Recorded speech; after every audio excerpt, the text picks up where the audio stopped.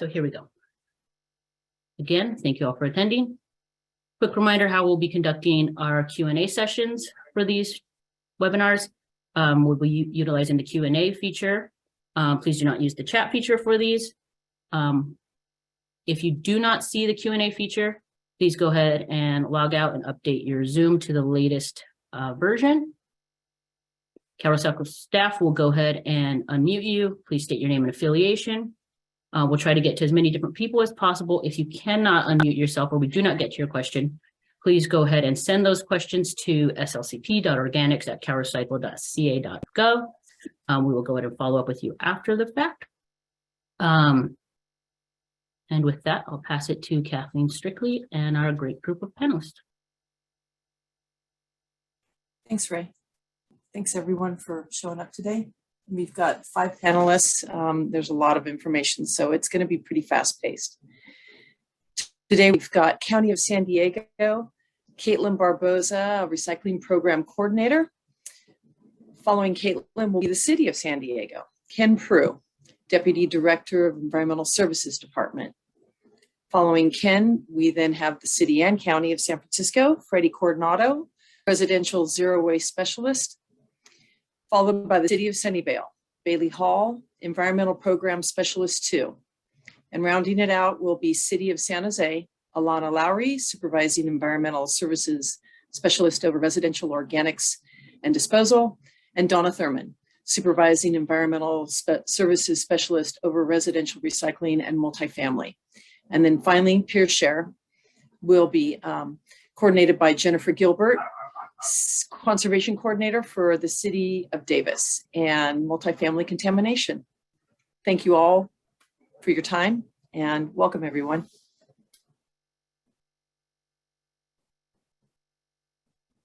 Hi, everybody. We're going to go. Oh, yeah, thanks, Caitlin. Sorry about that. That's okay.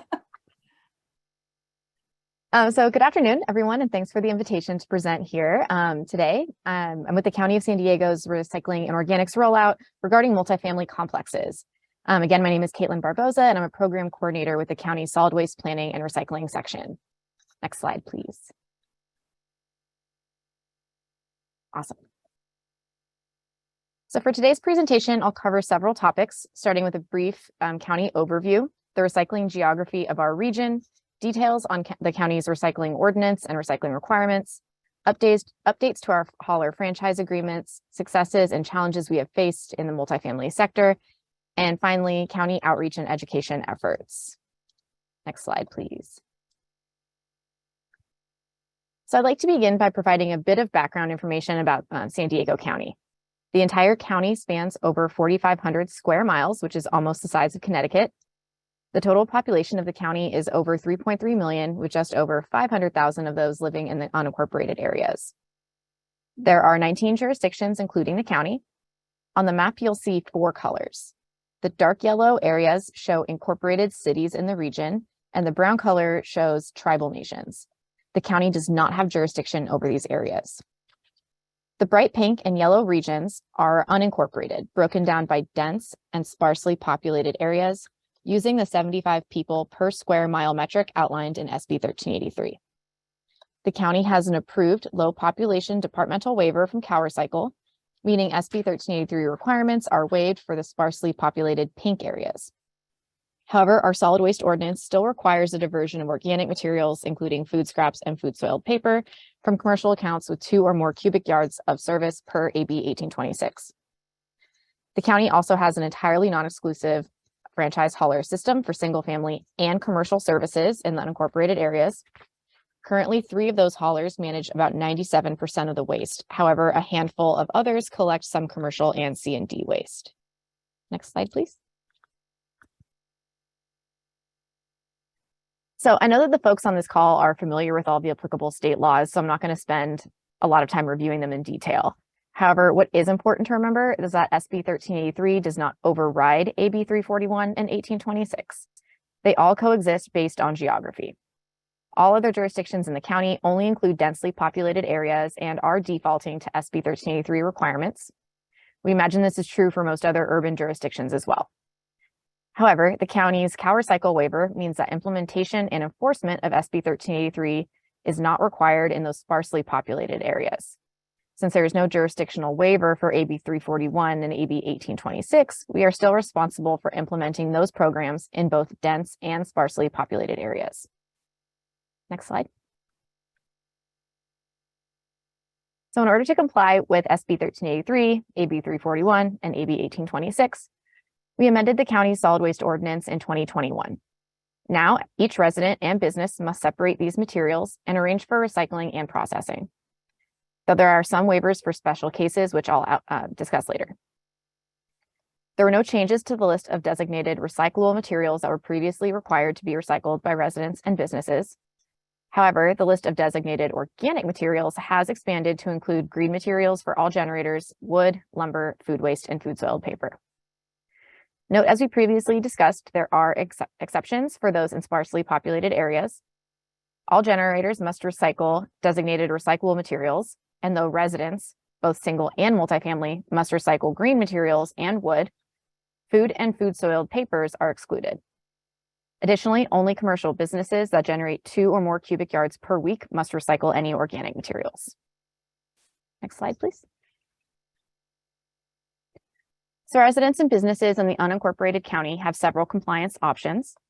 They may subscribe to waste recycling and organics collection services with a franchise hauler, or contract with a certified recyclable materials collector for certain materials.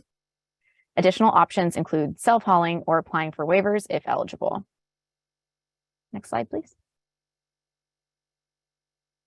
So this slide outlines compliance options via waivers and self-haul registration. The waivers are controlled by state and local laws and require the generator to submit an application with supporting documentation and may also require site visits to confirm waiver eligibility. County staff, contractors, and haulers may complete waiver assessments. However, only county staff may approve or deny waivers.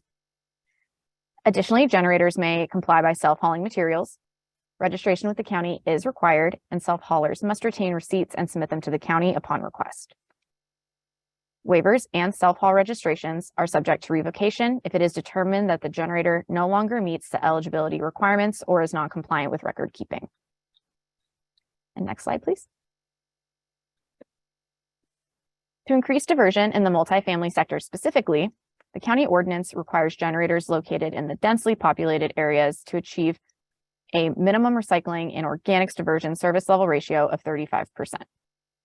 Additionally, multifamily complexes are required to implement a minimum of 20 gallons of recycling and 5 gallons of organics weekly service for each unit.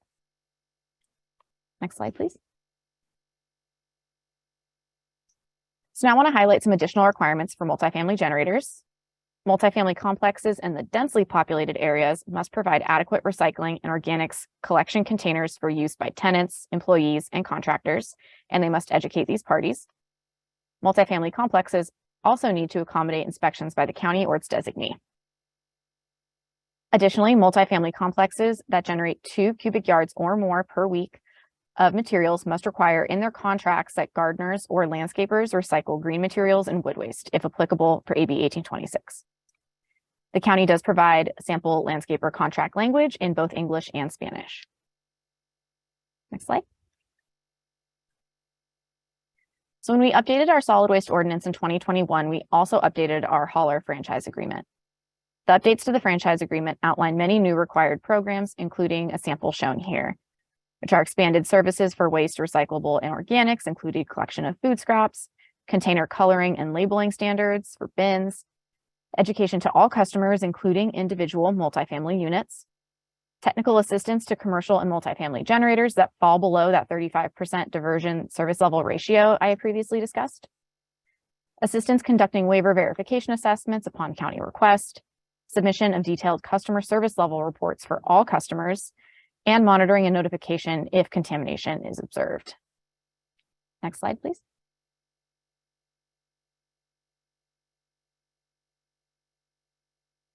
So in spring 2022, the county started working with haulers to implement commercial programs, including multifamily complexes. Last summer, and in partnership with the county, franchise haulers sent a letter to their commercial and multifamily customers to request voluntary subscription to services. The letter also outlined other compliance options besides subscription to services like waivers and self-hauling. All letters gave generators at least 30 days to become voluntarily compliant before auto enrollment in compliant services began. And at that time, the county started processing waiver applications and self-haul registrations. And after those 30 days, haulers started rolling out their services. Next slide, please.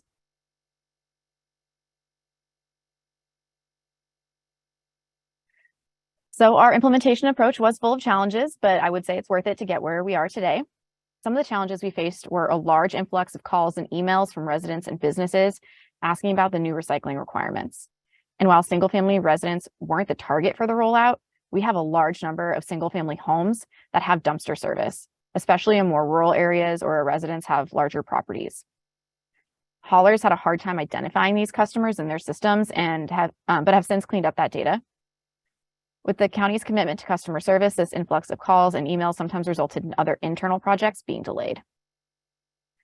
Additionally, processing waiver applications and self-haul registrations is really administratively burdensome. Waivers often require site visits to determine eligibility, and while we did tap haulers and a contractor for help conducting those site visits, we then had to internally track who was assigned to which waivers and which were complete and which were still outstanding. Lastly, in the non-exclusive system, nothing prohibits customers from using multiple haulers to reach compliance. So this means that some customers received multiple compliance letters from more than one hauler, and county staff had to help those customers and the haulers navigate those situations. All that said, the rollout was wildly successful. County staff and contractors still inspected and assisted over 1,600 commercial and multifamily properties in 2022. We also gave away over 2,500 free or subsidized recycling containers. County staff have received over 400 waiver applications for all sectors, including commercial, multifamily, and single family, 339 of which were approved. The vast majority were for de minimis generation of organic materials. We have not yet approved a physical space waiver, but rather we work with those generators to adjust their service levels or bin placement. We have also registered 158 self-haulers. You'll note that most of these exemptions do not apply to multifamily complexes, though, as we've only granted waivers to 3 multifamily complexes and registered 7 as self-haulers. All waivers and self-haul registrations are subject to ongoing verification.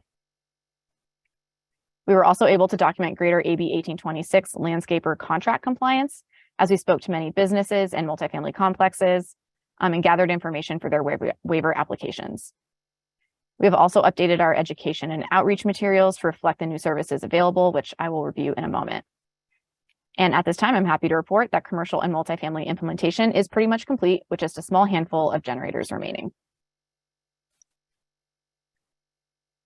So as an example of the county's outreach efforts to promote the new programs, we kicked off 2022 by sending a newsletter to all properties in the unincorporated area. It provides information on the new requirements, programs, and how to participate. A digital version is also available on our website. And we are currently working on another newsletter to instill confidence in recycling and highlight where local recycled materials go and how they're used. Next slide, please.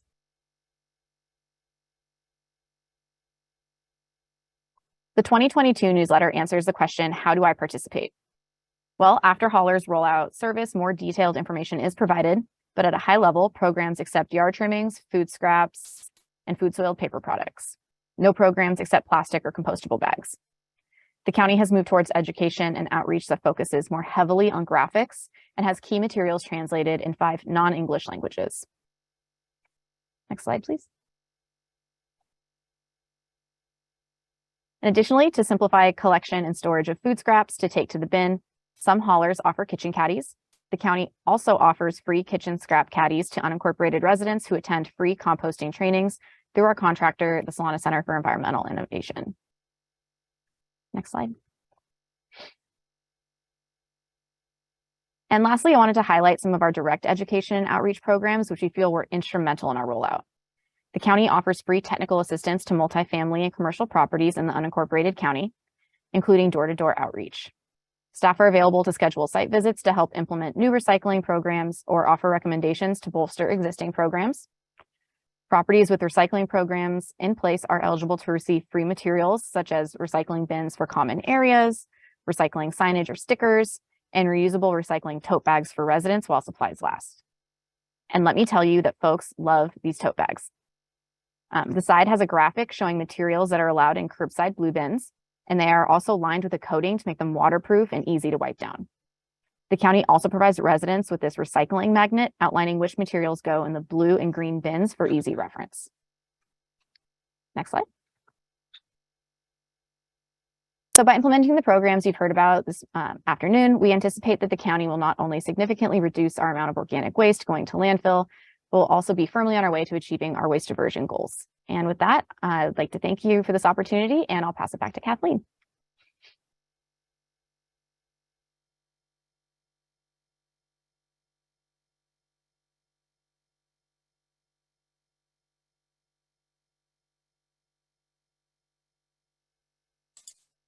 Apologies, couldn't get to my button. Sorry about that, folks. Next up, we have with the City of San Diego, Ken Prue. Ken? Oh, good afternoon. Thank you.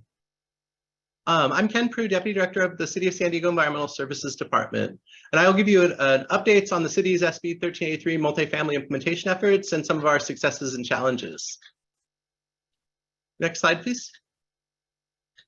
The programs that are being implemented under SB 1383 directly align with our strategies in our city's climate action plan and our zero waste plan, and so we're really excited about the synergies there. Next slide, please. These are the programmatic elements required under SB 1383, and each box with a green check is complete. Each box with a green circle is complete but ongoing in effort. And the last remaining pieces are providing citywide organic waste collection and implementing the organic processing facility project to ensure organic waste collected can be composted now and in the future. Next slide, please. Our city council adopted the most comprehensive changes to the city's mandatory recycling ordinance since it was adopted, and this created our enforceable ordinance for SB 1383, the major requirement there. Next slide, please. We also adopted new franchise agreements, and our franchise haulers are providing new organic waste recycling services to their customers. Next slide, please. Our franchise system is a non-exclusive system with 21 franchisees held by 8 companies and their subsidiaries. There are currently 5 Class 1 haulers who are authorized to collect up to 75,000 tons of solid waste per year, and the remaining 16 Class 2 agreements are for collecting at least 75,000 tons per year and are held by EDCO, Republic Services, and Waste Management and their subsidiaries. Next slide, please.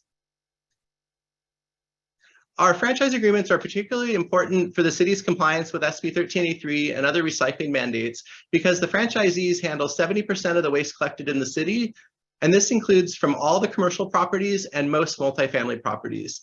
The city collects the other 30% from residences on public streets, primarily from single family and some multifamily facilities using cart-based services. Next slide, please. CalRecycle required the city to submit an updated AB 341 and 1826 compliance plan last summer. The need to achieve compliance with these requirements is a critical step for us to demonstrate our compliance with 1383 and to keep the city hopefully low on the priority list for SB 1383 compliance review. And our focus with our updated compliance plan is on franchise hauler service commercial and multifamily properties with significant urgency to have as many properties in compliance by the end of February as possible. Next slide, please. This table shows the progress that has been made under our compliance plan, and this is through January. And thankfully, going into our updated compliance plan, most of the MCR businesses and multifamily properties were in compliance. And through the end of January, we were nearing 100% compliance. The more businesses and multifamily properties were a different story. While the city has accepted commercial food scraps at our composting facility and promoted food rescue for many years, our franchise haulers had not provided the necessary services to the more properties. And so we've come a long way, and we're really eagerly anticipating the results of the hauler's February numbers, with the understanding that one hauler was on track to complete its rollout for the MCR and more by the end of February, and the 2 other large haulers were on track to make significant progress as well. So we're really excited for that. Next slide, please. Our education materials are developed and translated into English, Spanish, Tagalog, and Vietnamese. And we've also made substantial progress with our marketing consultant to develop a roadmap for messaging and behavior change. Communities around San Diego started seeing this campaign in action in January, and I'll provide additional information in upcoming slides. And next slide, please. Our education materials are clear and provide all the information an individual could need to understand the program and the value of participating in it. Next slide, please. Our Environmental Services Department has already presented to numerous community planning groups, town councils, and various stakeholders, and we continue to develop and schedule workshops and presentations as we roll out to our city service customers. Next slide, please. We're focused on ensuring everyone has the tools to feel comfortable and be successful, and so we're hosting in-person and virtual workshops at various libraries and rec centers with the focus on access in areas with a low climate equity index score. And what that is it's something that was developed under our climate action plan, but it's really similar to the CalEnviro and pulls data from CalEnviro with other local factors. So it's really helping to identify underserved and disadvantaged communities. Next slide, please. We also have a toolkit available for all council offices, our franchise haulers, and other community-based organizations that want to promote or highlight organic waste recycling. Next slide, please. Our team has continued to develop and expand our outreach efforts, and our comprehensive organic waste marketing campaign is off to an excellent start. The focus is on awareness building and behavior change, and the audience is everyone living and working in the city, including whether they're serviced by the city or the franchise haulers. Next slide, please. As shown in this slide, there's a wide range of outreach efforts, and examples are provided in upcoming slides. There are also numerous measurement and feedback components. Our collection services worked on a special project with YouTube star Michelle Kerr for a number of months, and it was uploaded to YouTube on March 6th. And we're really fortunate because Michelle has 3.55 million subscribers, and she does a series of videos called Challenge Accepted, where she learns how to do difficult or challenging things. One of her videos even featured her training to be a San Diego police officer. In our video, she trains to be a refuse collector with 2 of our collection drivers. It covers the full range of refuse, recyclable materials, and organic waste collection, as well as the dangers of improper disposal of lithium batteries. Next slide, please. These are some of the highlights of our new campaign website, and it's a host site, and it also will direct to our internal city site as well. Next slide, please. Our partner toolkit has been updated and expanded and includes excellent resources for a wide variety of things. Next slide, please.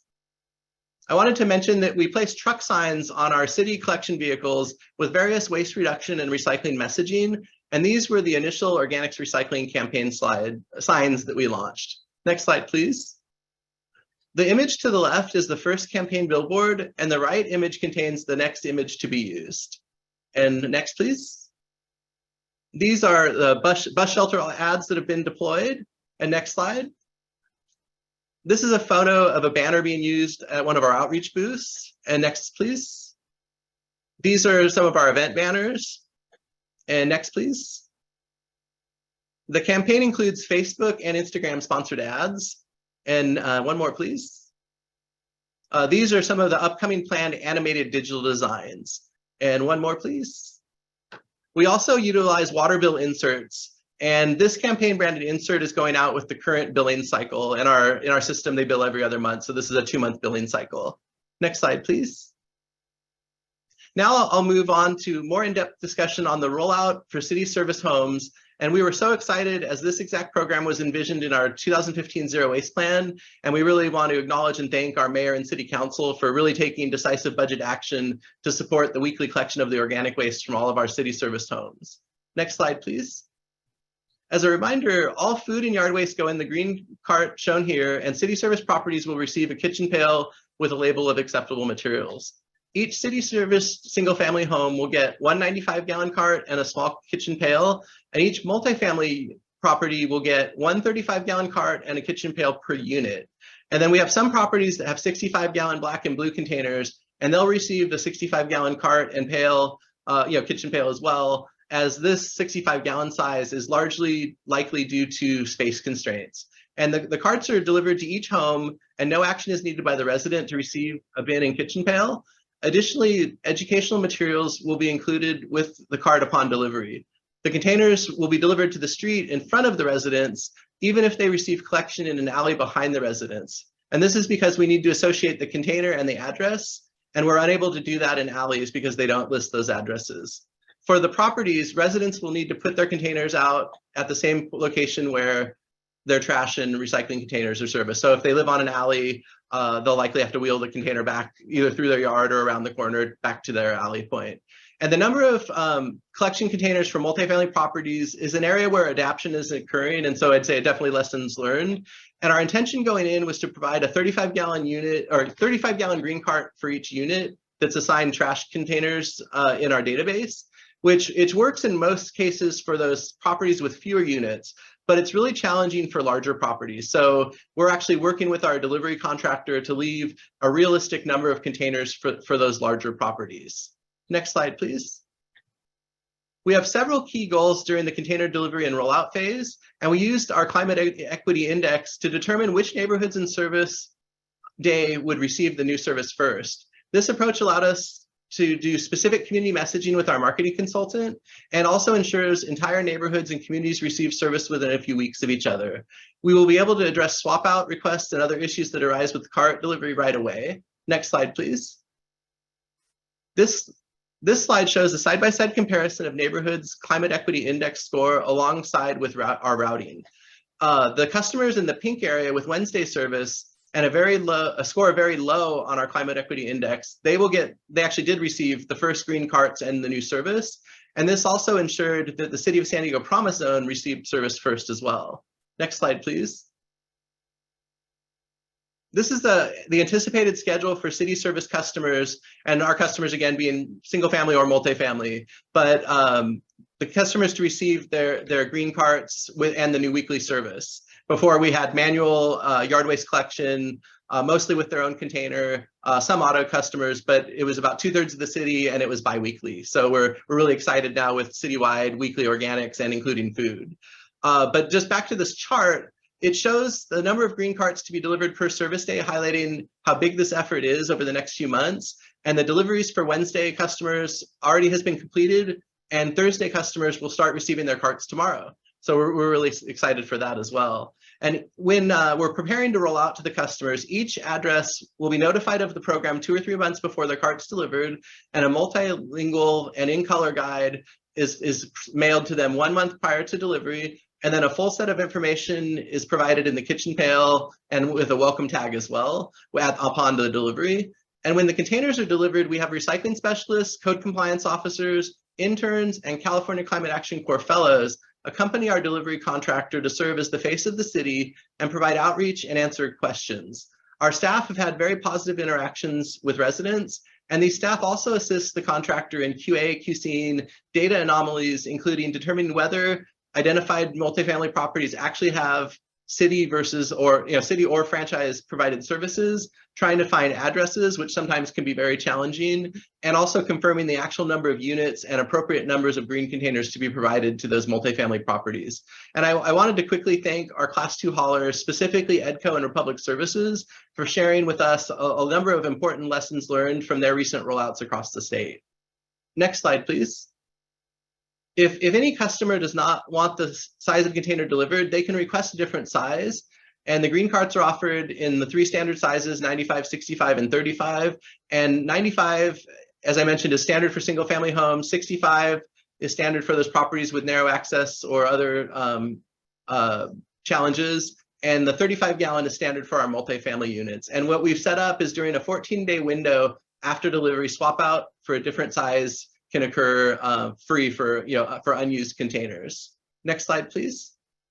So the customers can request the swap out of that clean unused container via our Get It Done app, or via calling our call center, or accessing the Get It Done app through our website. Next slide, please. Our new trucks were ordered over a year ago and finally started arriving in December, and they're identified by the different body type and the city blue stripe on the cab. Supply chain delays with the purchase of trucks is an area where both the city and our franchise haulers had challenges. This impacted the timing of our rollout, and the city is finally receiving the last trucks from our order. Next slide, please. Our goal is to make the transition to weekly organic collection as easy as 1, 2, 3, but this is a huge effort, and no matter how well planned, there will be hiccups and issues to overcome, and we're continuing to work through those. Next slide, please.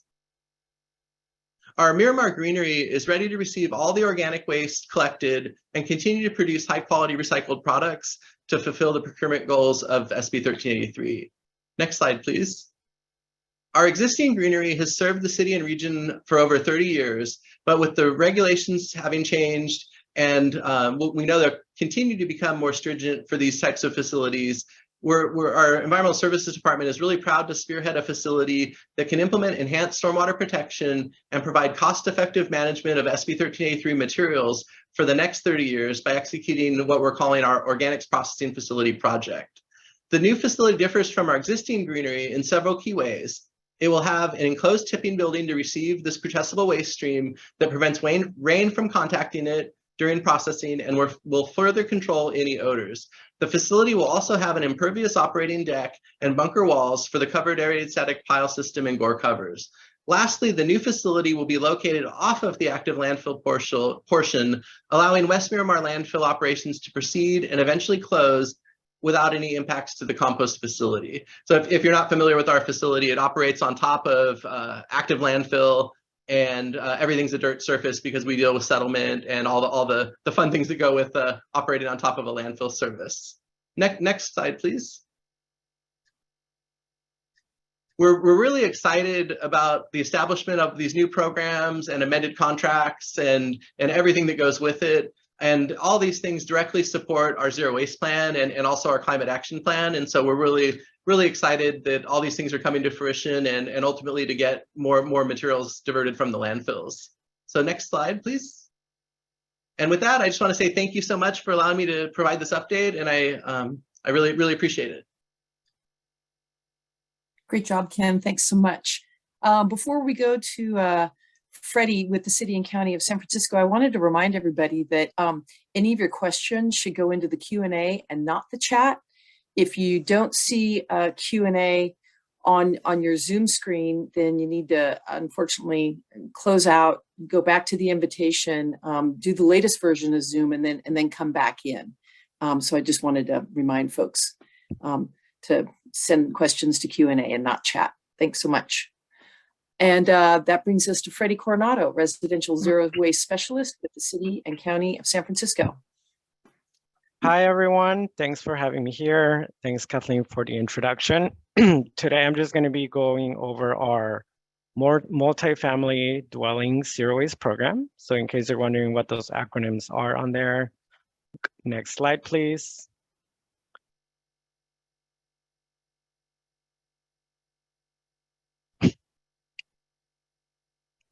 Okay, so San Francisco has had a mandatory recycling composting ordinance since 2009. So it's a little bit different than other jurisdictions in the state that are just starting to comply with maybe SB 1383.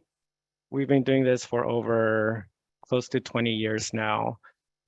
So this ordinance was the foundation, one of the most foundational policies for increasing recovery of recyclables and compostables and reducing our landfill material.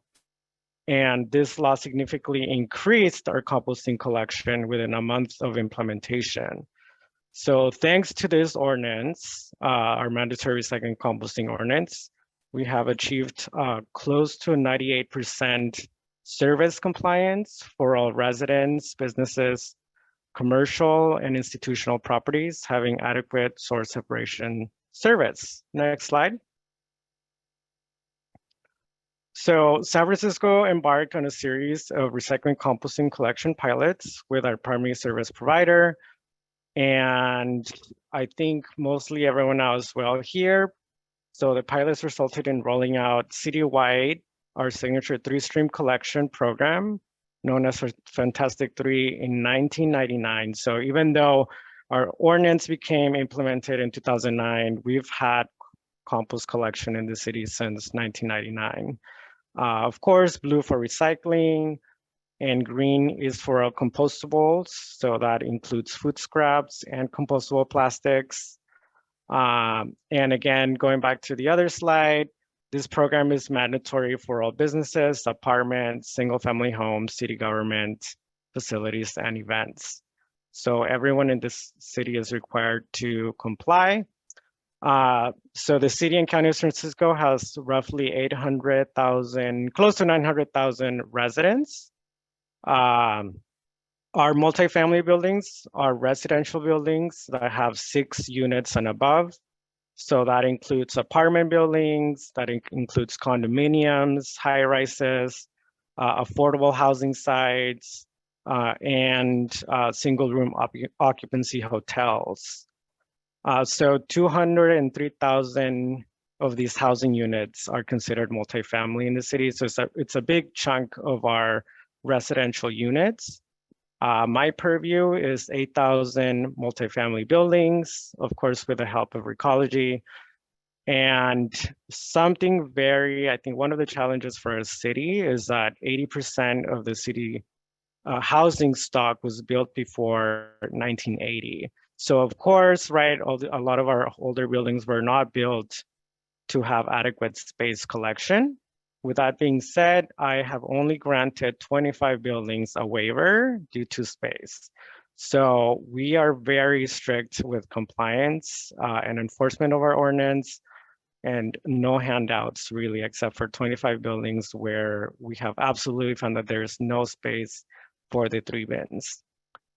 Next slide. So our most popular and most highly used resource, believe it or not, is our recycling and composting toolkit for property managers. So I definitely encourage every city to develop this. If you do a Google search, it's the most popular property toolkit for San Francisco. So definitely very used. We have lots of clicks from it. And within this toolkit, we offer the ability for property managers to schedule a free consultation, how to communicate the law with their tenants. So different documents they can use to print and inform the residents of our mandatory recycling composting ordinance. Also including on there is how to order kitchen pails and recycling bags and other material. So next slide. Engaging property managers through technical assistance has been the largest key to our success with multifamily.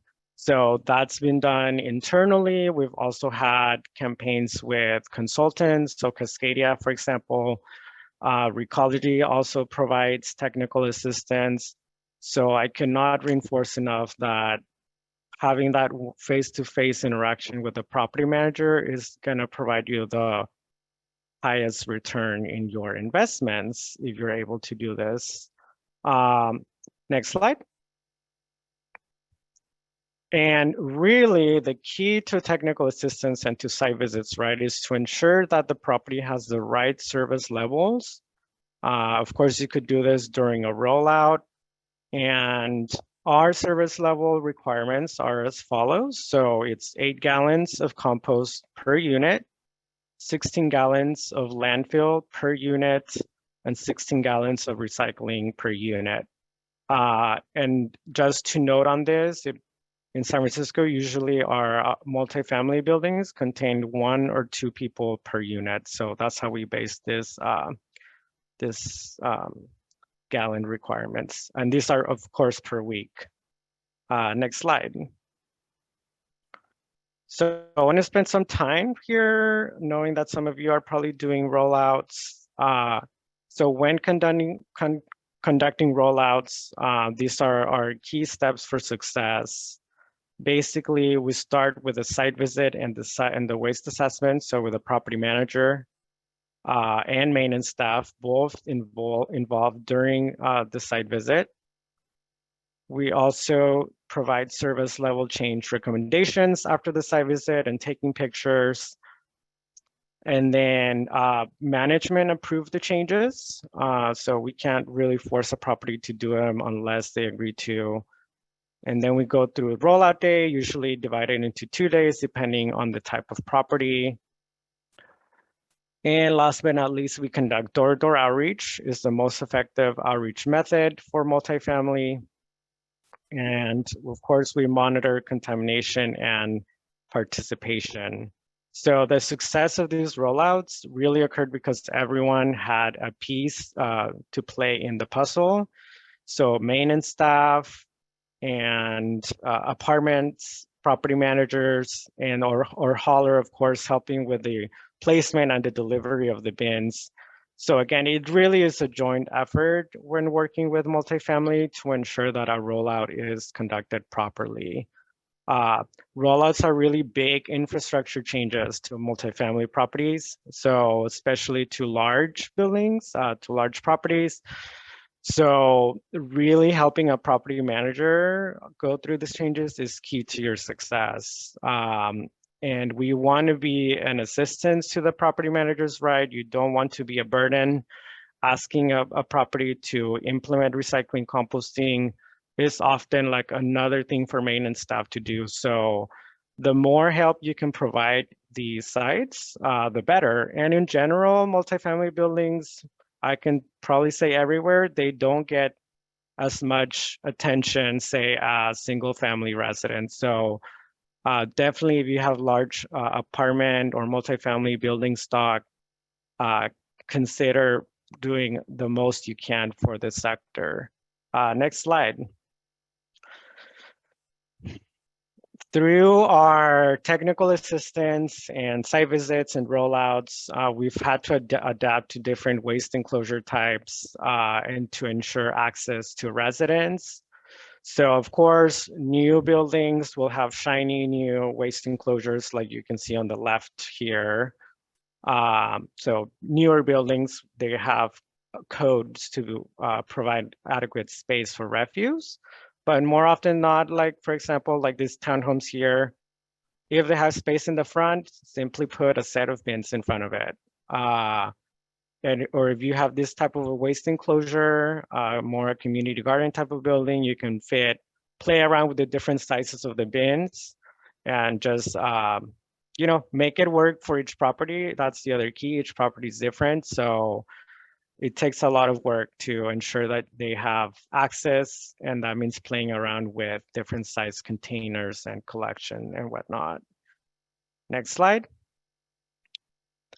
And when there is no enclosure, so again, this is why we don't do handouts in terms of space waivers or whatnot. We just improvise. So if that means taking a parking spot away from the property, we'll do it. So in this image here, there was absolutely no space for bins anywhere.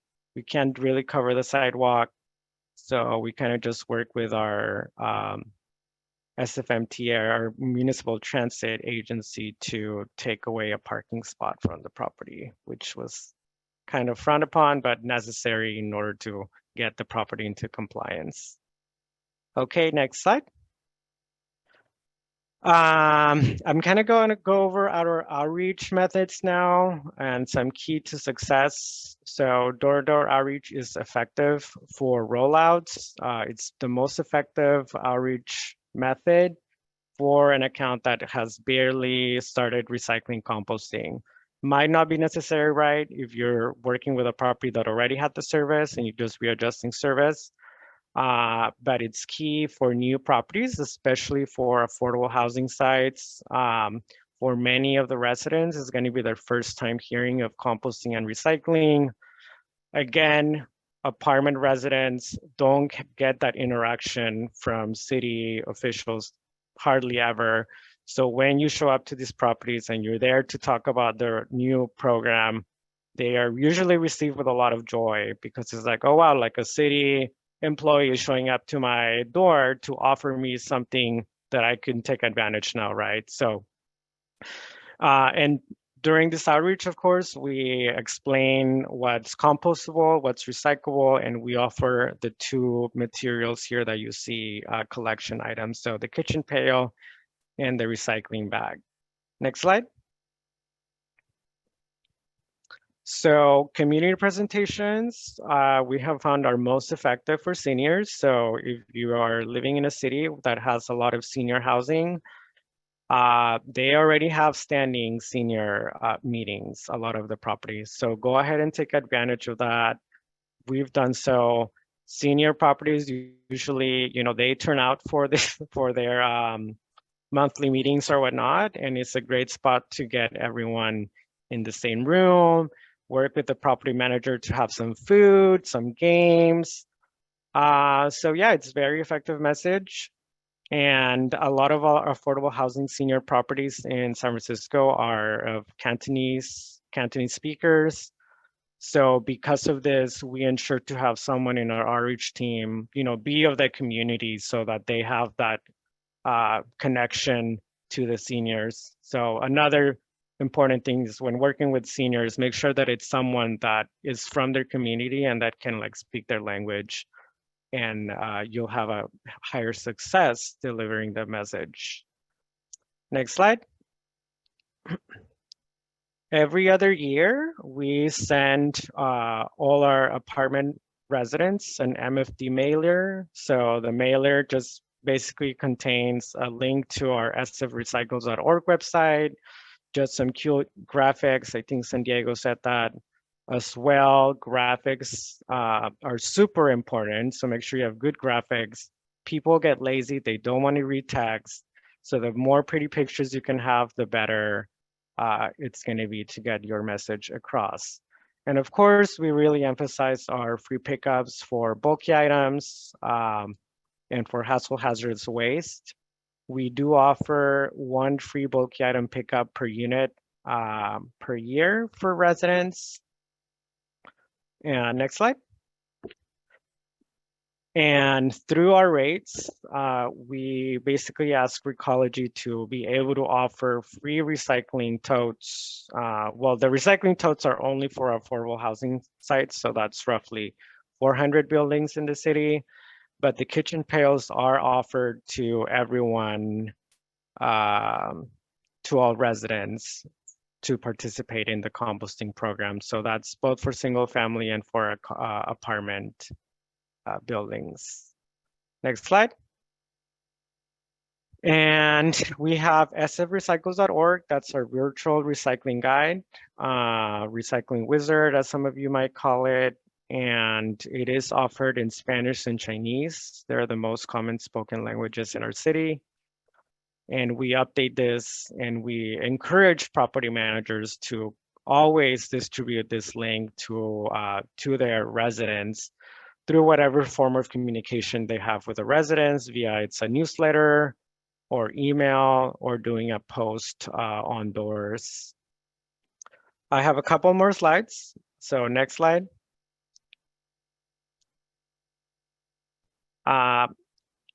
This can be a sensitive topic for many, I know, but for us, compostable bags have increased participation and really decreased contamination. So if you're considering banning compostable bags, I'm really against it, especially if you have buildings that are high rises.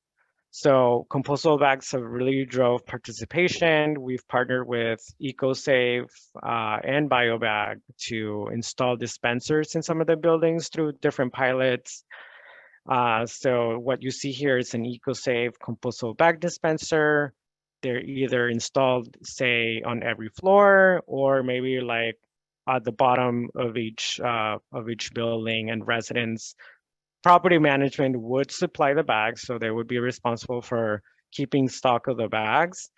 And residents just, whenever they need a bag, they just pull one and then they take it back to the unit and refill their kitchen pail.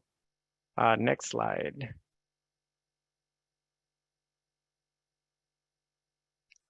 Again, I think this slide probably jumped around, but it's really important that you engage maintenance staff. So this is one of our key actions when trying to deal with contamination. That feedback from maintenance to property manager is key, especially if they're seeing contamination in the bins. So we've had to do maintenance staff trainings and property manager trainings, but really, the maintenance staff is the boots in the ground for these sites, and they're going to be able to help their property managers readjust service levels if needed, or address contamination if they find contamination from a specific unit.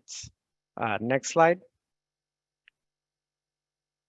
So for addressing contamination, again, after you've engaged maintenance staff, you can do a self-assessment form for monitoring contamination. So we work with maintenance staff so they can use this form and track contamination, and then therefore communicate that with us if we need to go back and do outreach, or the property manager needs outreach materials. But really, this is the self-assessment form is mostly for maintenance and property managers to monitor their own contamination with their own buildings and make changes within. And I believe that was my last slide. So yeah, thank you. I am always available Thanks, to Freddie. help. So yeah, thank you. I am always available to help. No, great job. Super information. I think we're going to go to a little bit of Q&A now. Ray? Awesome. Thank you so much to all of our panelists and also to Kathy for going and facilitating. Awesome. Thank you so much. Sorry, getting a little bit of feedback there. Just a quick reminder, if you are not able to access the Q&A feature, please go ahead and put any questions that you input through the chat to our slcp.organics@calrecycle.ca.gov, and we'll go ahead and read them out loud or address them after the webinar as we see fit. Our first question is from David Cassia of the County of Los Angeles for San Diego County. David, if you can go ahead and unmute yourself.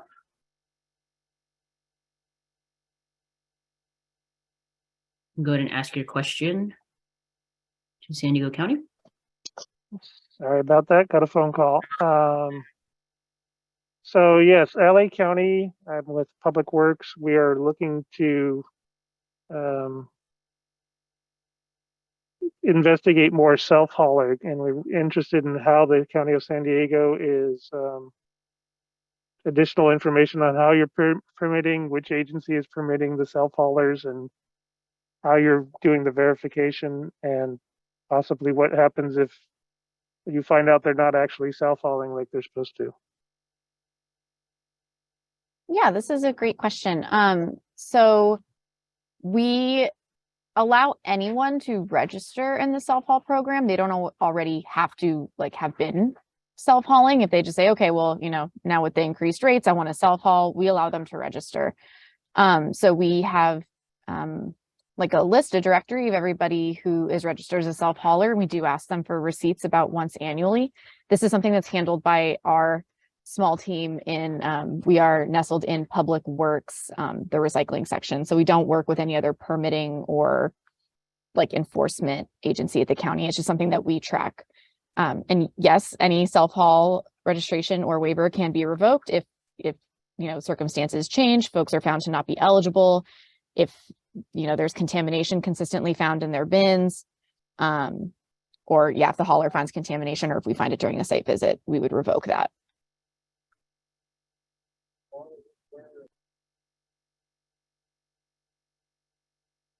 Thank you. Was there any other clarification you wanted to make, David?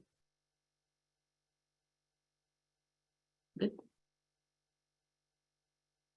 So the next question we have, there's two. They came from Amber Fizette. You are unmuted on our end if you wanted to go ahead and ask your questions regarding self-hauling and identifying generators. Hi, yeah.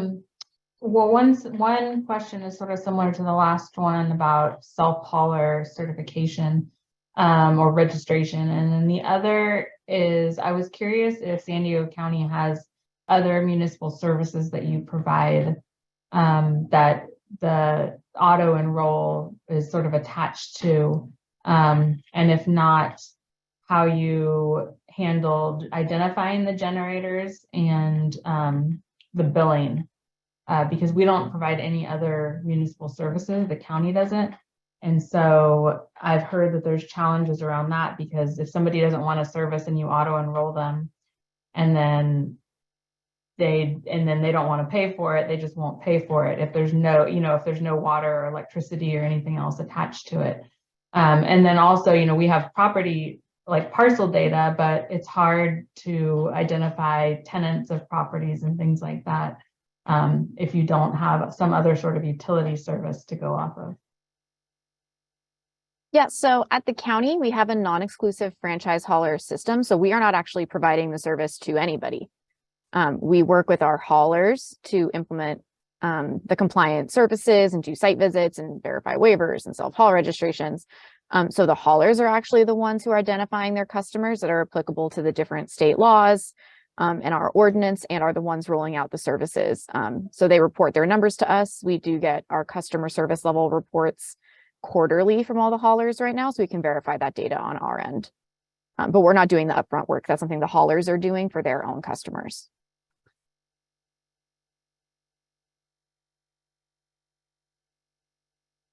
Thank you. Our next question is from Lisa O'Brien regarding waivers available.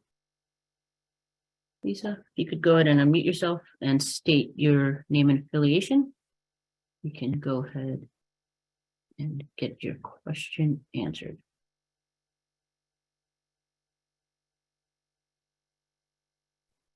Can you hear me? We can hear you. Okay, great. Thanks. We've been working with a lot of multifamily complexes. We have a lot of senior mobile home parks and senior apartment complexes in our city.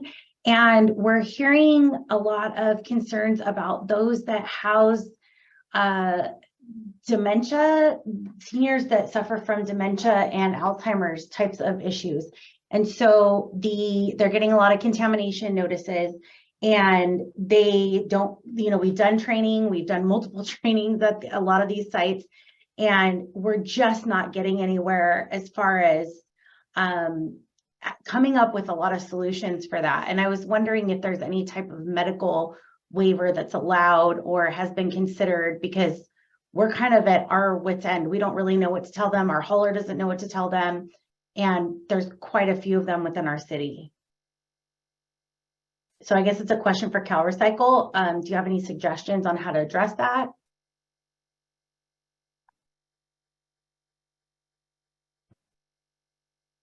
Hey, thank you for the question. The regulations don't provide any waivers specifically for that scenario, but I would love to hear from some of our presenters. I don't know if Freddie has a response, or some of our others, because they do have experience in dealing with similar housing, multifamily kind of housing. So some of those sites for us are considered like maybe hospital, or if it's like more like healthcare based, but even hospitals have to comply with mandatory recycling. My question would be like, are these people cooking for themselves, or who's cooking for them, and who's disposing of the trash? So that would be my first question. I think I've only answered one time, but this was single family. I haven't encountered this with multifamily, because usually our multifamily sites, the maintenance staff is doing the sorting, and that's kind of the only solution that we've seen for this type of medical settings, maybe where it's more like hands-off healthcare rather than seniors living by themselves. So that could be a potential solution. Can the maintenance staff do some light sorting, at least to recover the material from the kitchen if they have a communal kitchen? Hey, Ray, can you unmute Lisa, please? Thanks, Freddie.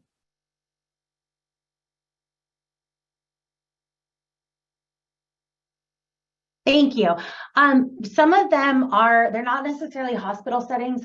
For example, one of them is a home that has various levels of care. So you can go in there as an independent home, and then as your condition, I hate to say it this way, but as it worsens and you become less independent, you go maybe to an apartment that they cook for you, or they don't cook for you, but they just have a simple microwave. And then you can progress all the way to full health care, where they don't do anything independently. So that's where we're struggling, is obviously the hospitals are not the same as these, because like you said, they have maintenance staff, whereas some of these are independent, but they're forgetful, but they're not necessarily doing massive amounts of cooking for themselves. But it's enough to where we're kind of going, hey, you need to have something, but there's not anybody on, in their home every day or in their little apartment area or even their room that can help facilitate that. So it's kind of an area that I feel like the regs don't address, but it's also not practical in real life either to have all these contamination issues. And Lisa, in that situation, are the residents taking their trash and recyclables out to the main container? Some of them are, yes. And some of them, one of them, they are taking them out that I'm thinking of off the top of my head. One of them has carts that get rolled out from the individual homes. So it's kind of all over the yes and no. Okay. Because, for those that have, that are more of like a group property, where there's, different levels of care, but it's all on the same property. It is going to be important for the, property owner and property management have a responsibility for dealing with it. So, I think that's one piece. If we're talking about individual single family households, that's, probably a unique situation we need to do some follow-up with you on. But if it is a kind of a property that has different levels of care. Yes. Yeah. So you are going to have to, that is going to require engaging. This is the property owner, property manager, whatever you want to say, has the responsibility to deal with it, to address it, to manage contamination and find a solution. And ultimately, enforcement is on that property owner. So that's something that that's where the kind of the onus falls. Do any other? Oh, go ahead, Lisa. Sorry. We understand that, and the property manager understands that, but again, she's running up against brick walls. But there's these patients or older people that have a dementia, and trying to teach them. Sorry to say it this way, the old dog new tricks. When you have dementia is really a challenge already. So maybe we can consistent. Yeah, Lisa, let's put this in the or Ray, can we put in the Q&A for anyone else to share? There are some companies that are doing Freddie, you might know about this. They're doing like they're the ones. Yeah, they come to the multifamily. They come to the multifamily complex, and they're the ones. Yeah, they're very active in the Bay Area already, and they do tend to work with senior housing or condominiums, surprisingly. But I'm not sure where you are, Lisa, but yeah, feel free to shoot me a private message too. Okay, we're in SoCal, so unfortunately we're not part of the state. Well, you know what, Lisa, let's get you the names of these companies. I'll ask panelists to share, and we can also have some, Kathy and Esmeralda can follow up with our LAM staff. I think that some of these companies are in Southern California, and so I think we can start making some connections there. But I think that could be a good resource for the property owner if they don't themselves want to help manage the situation. So go ahead and any panelists or participants that have leads on these types of companies that do the, what did you call it, Brady? They're zero waste facilitators. I'll drop the link to the, we have zero waste facilitators. I'll drop the link to the, we have a link. I think you're thinking of valet services, Kara. Yep. Oh, okay. Thank you. I think the other thing too that we're trying to manage is because they're seniors, they're all on fixed income. So her trying to implement these programs at a cost to them is another thing that we're trying to factor in and work with. So I really appreciate your assistance. And if anybody else on the chat has any advice, I would very much welcome it. So please feel free to send me an email or a chat message. Thank you. Hey, thanks, Lisa. And unfortunately, they may have to deal with some increased costs, and that's really tough. But some cities have special programs for seniors, and maybe that's something that your city needs to think about. Could there be some reductions in rates or something to help them? Thanks so much, Lisa. Back to you, Ray. Thanks. Unfortunately, we are a little short on time right now, and I want to get to our other presenters. We have noted that there are a lot of other questions on enclosures, trash chutes, and other space constraints. So we'll go ahead and hopefully try to carve out some time at the end of our peer share session. Hopefully try to carve out some time at the end of our peer share session for that. Getting a little bit of feedback there from Kathy. So with that, I will go ahead and pass it. Take a little bit of feedback there from Kathy. So with that, I will go ahead and pass it to you. Thanks, Ray. Which brings us up to City of Sunnyvale, Bailey Hall, Environmental Program Specialist 2. Thanks for presenting, Bailey. Take it away. Thanks for having me. And there's my presentation. Okay. Thanks for having me. As everyone, okay, no more echo. As we are talking about, this is how we rolled out food scraps collection to our multifamily homes in Sunnyvale. Next slide. Looks like there's a fun doodle on the bottom of the slide too. Okay, so really quick overview of what I'll talk about. I'll explain what our food cycle program is. It is unique. I'll talk about how we rolled it out to multifamily homes, including the outreach, how we broke it into phases, and some challenges and successes. Next slide. So Sunnyvale is unique in that we have a food scraps program that we call Food Cycle, like recycling for food. We launched it in 2017 for our single family homes. So that's that image on the left with that 70-30 split cart. The yellow side is for food scraps. And then 2022, last year, we rolled it out to our multi-family homes. They will have food scraps only carts or bins in that 1383 compliant brown color as shown in the right-hand picture. So it's different than compost because we accept food scraps only. Vegetables, fruits, meat, dairy, leftovers, freezer burned, coffee grounds, anything that was once food or part of food. And of course, we don't accept yard trimmings or paper products. Next slide. We collect about 4,000 tons per year from our single family homes, which is great. That's a pretty well-established program. For now, we are collecting 1,000 tons. I'm sorry, did I say 4,000 per month? I meant per year. We collect 1,000 tons per year from multifamily for now, but we expect that to grow hopefully to 2,000 or 3,000 tons. A big benefit of having a food scraps only program versus a compost program are we can turn the food scraps into multiple products. So we can use it for fertilizer, which is similar to compost, but we can also do an FDA approved animal feed ingredient for omnivorous animals. And we can produce electricity through anaerobic digestion.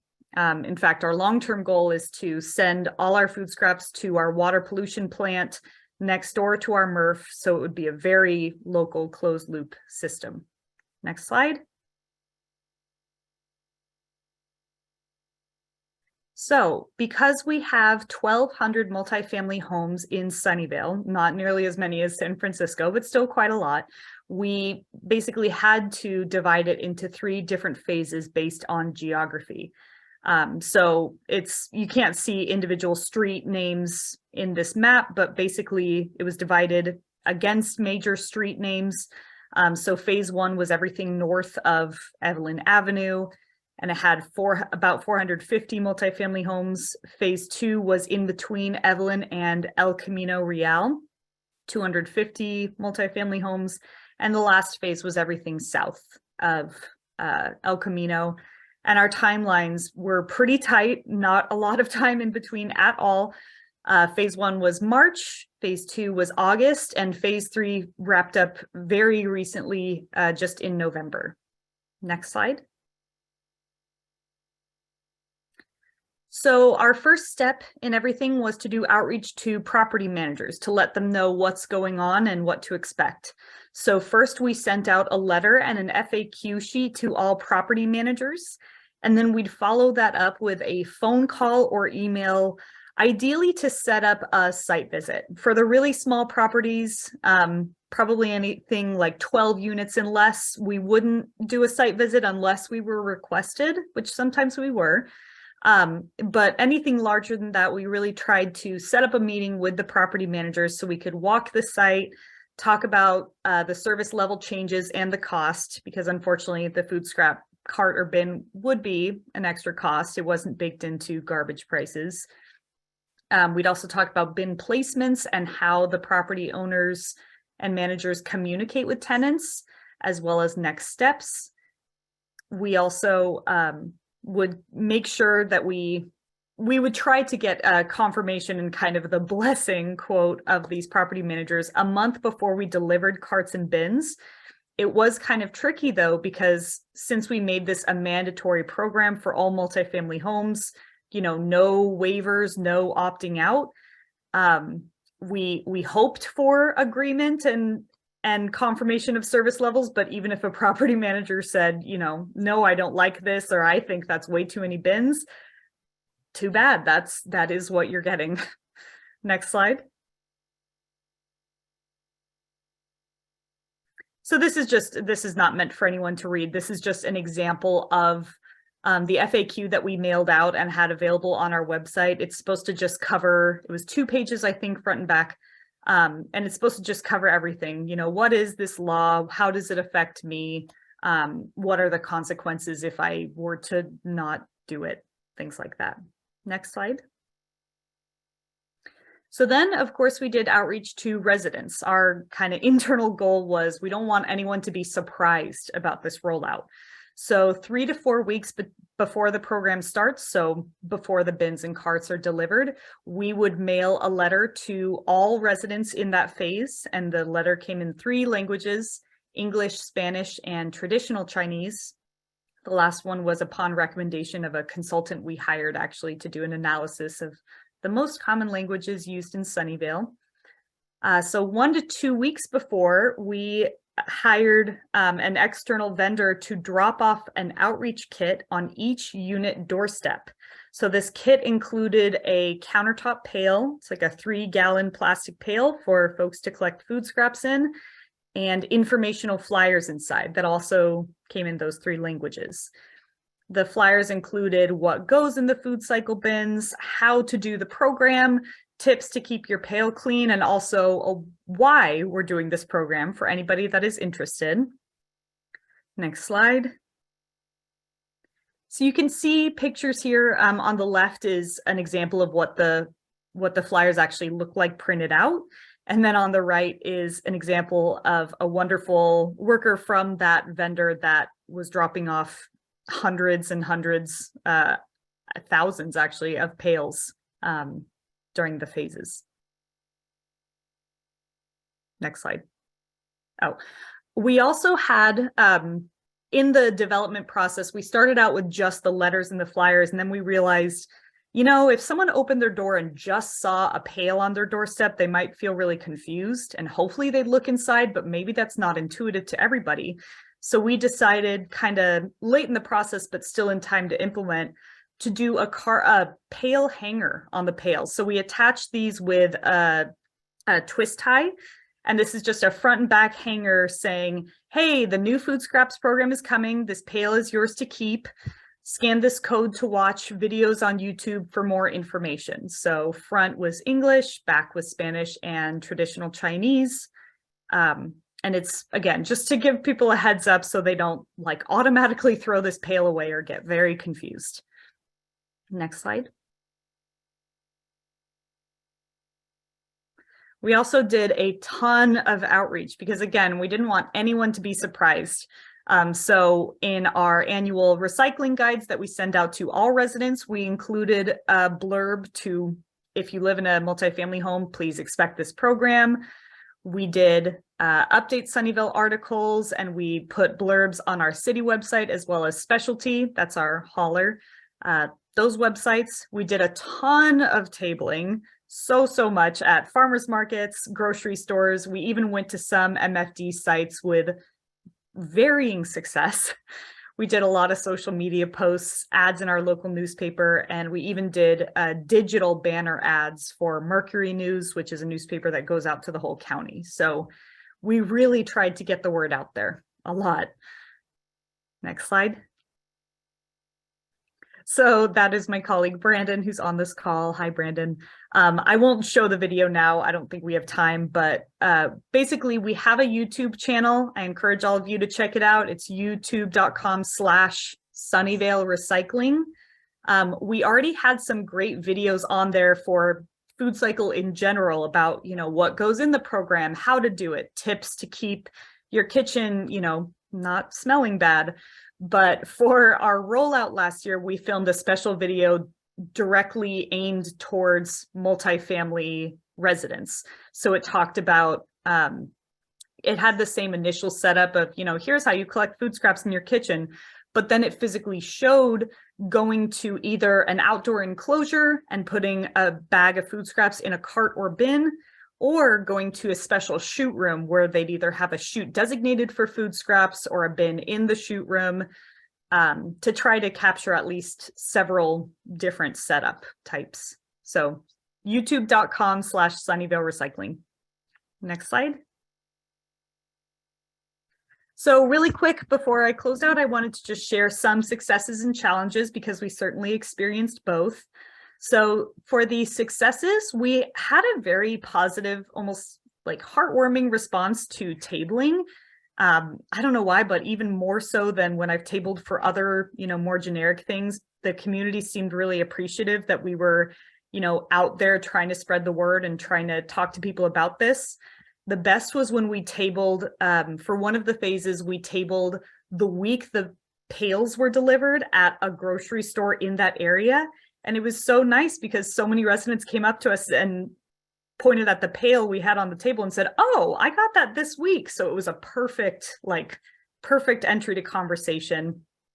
There was a wide range of responses to the program from property managers and residents. And some of them were stoked. Some of them loved it and said, thank goodness, I've been wanting this forever. I've written the city. So some people were really happy and gung-ho about it. All of this communication and setting meetings with property managers really helped that relationship building because, of course, we want good relationships with them. We have to work with them. And then obviously with this program implemented for multifamily, we have less food going to the landfill. On the next slide is the challenges. So like I said, there was a range of reactions. Some property managers were resistant. And I think part of that comes with the discomfort of, being a city and telling someone this is a mandatory program. Some people are going to be totally fine with that and say, oh, okay, no problem.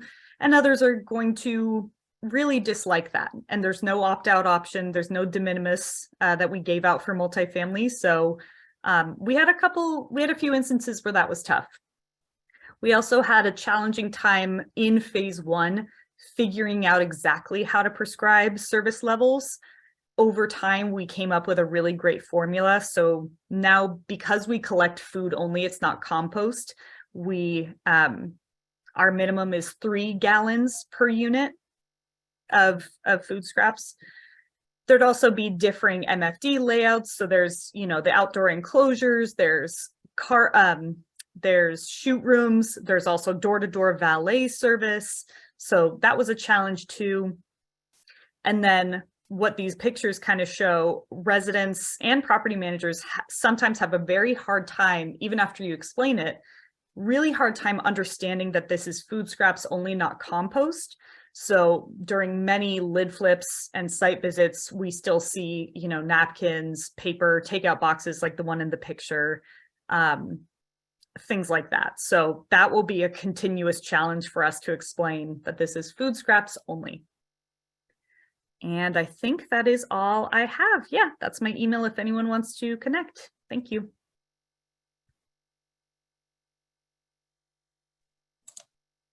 Thanks so much, Bailey. Great presentation. Which brings us to our closeout, City of San Jose.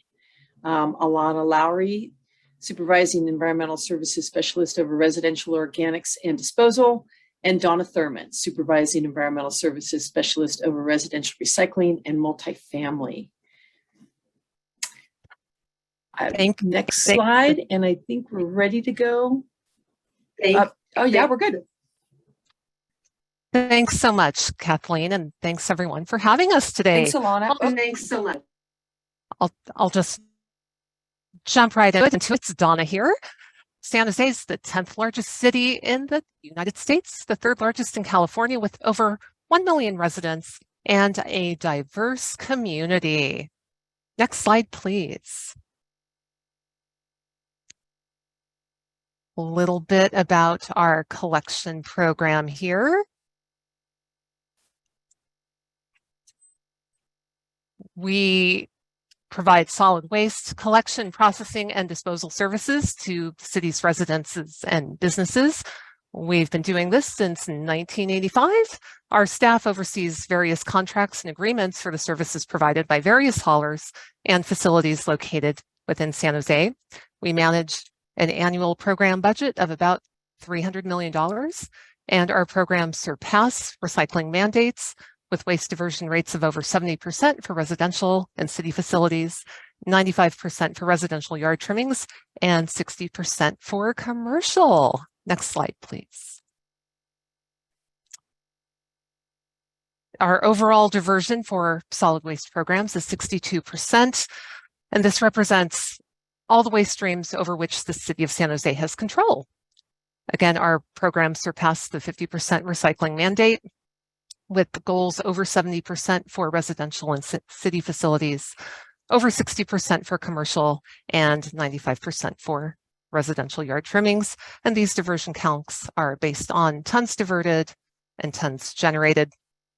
And we work with our service providers on outreach to businesses and residents to address right sizing of service levels, the importance of proper sorting, and reducing contamination in all waste streams.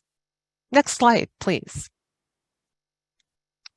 All right, here's our residential garbage and recycling service providers. We're one of the largest privatized residential solid waste programs in the country and serve all San Jose households. We have 4 service providers that serve our residents with California Waste Solutions, collecting and processing single-family recycling in Districts A and C, Garden City Sanitation, collecting single-family garbage in those same districts, Green Team collects single-family recycling in District B, and multifamily citywide garbage and recycling, and Green Waste Recovery collects and processes yard trimming citywide and processes single-family, multifamily, and city facilities garbage, and collects and processes citywide public litter can waste. So unique to San Jose is we have year-round unlimited loose in the street yard trimmings collection, unlimited recycling collection, unlimited large item collection, junk pickup at no additional charge to our residents, which is wildly successful, provided by California Waste Solutions and Green Team. We also have property tax billing for single family homes, which eliminates the traditional monthly or bi-monthly billing for utility services. Multifamily dwellings are billed bi-monthly. Next slide, please. A little bit about our outreach. Our Recycle Right campaign directs residents to sanjoserecycles.org, which has hit over 900,000 views as of January since its launch in July of 2019. So going on 4 years, when the city took over outreach from the haulers. On the left, you can see the homepage that has a searchable database to instruct residents on what goes where, as well as provide source reduction and reuse tips. And on the right, you can see the 2 multifamily recycling reference sheets on what to recycle and what not to recycle. Next slide, please. And here are a few more examples of our trilingual outreach. I mentioned that diverse community. We produce materials in Spanish and Vietnamese in addition to English. And we also have curbside set out guidelines. And all of these have been updated in the past year or 2 during the pandemic. Next slide, please. And time to bring on Alana Lowry. Thank you. Thanks, Donna. Hi, everyone. Good afternoon. San Jose has a dual-pronged residential organic system. source separated yard trimmings, and mixed waste processing. Both streams are processed within the city and composted within our county. Source separated yard trimmings are collected either in carts or loose in the street piles. Most single family and multifamily households choose pile collection. Material is sorted at the Green Waste Materials Recovery Facility and sent to the ZBES composting facility in Gilroy. This becomes a high-quality organic compost. And the stream is extremely clean with over 95% diversion from landfill. The other stream is mixed waste processing or back-end processing of the garbage. The garbage contains all household organics like food scraps and compostable paper. Garbage is taken to the green waste facility but processed on the municipal solid waste line and sorted to extract organics and any recoverable recyclable commodities. Organics are then sent to the ZBES composting facility.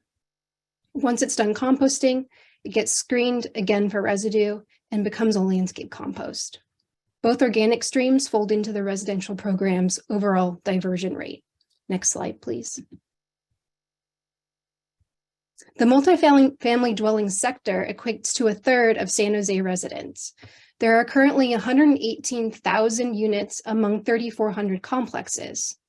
The garbage fee includes garbage collection and processing, recycling collection and processing, yard trimmings collection and processing, the unlimited junk pickup program that Donna mentioned, where MFD residents and property managers and owners can make appointments, and Christmas tree collection and recycling during the January and December timeframe. Next slide, please. These are the container and set out options available to multifamily dwellings. Garbage and recycling can be collected 1 to 5 times per week, and we offer push or dismount service and bin lock service.